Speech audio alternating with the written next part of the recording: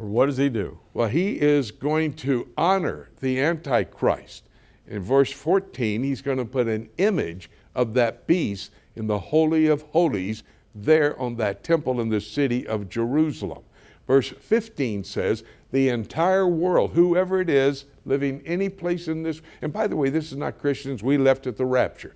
This will be people on the earth at that time. They will start to worship that beast. Once a day, they'll have to bow down and worship that beast. This is also the same time that they're going to put, verse 16 and 17 says they put a mark on their forehead.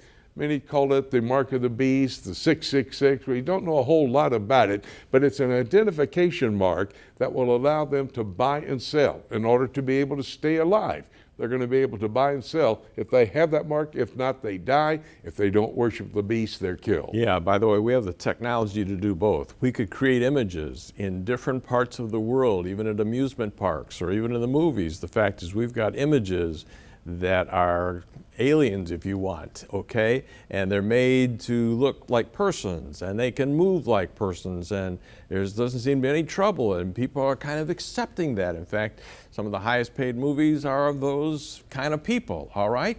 At the same time, this whole thing of having a mark on your hand and so on, we have countries that have technology where they can just see your face. You come off an airplane into any country and they can see your face and they identify you, your name and number, your social security number, and they can know when you check into your hotel and where you stay in that hotel. They can know where you go to the store. They can know if you go to a church. They can know whether you go to a business. They can follow you any place around. And the fact is, so the technology that the Bible is starting to talk about is already in existence right now.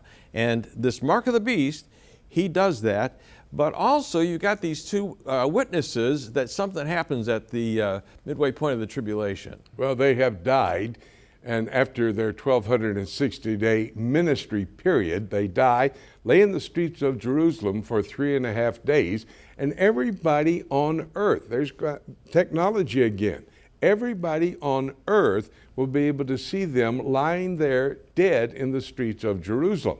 But they'll also see them all of a sudden resurrected and then go into the heavenly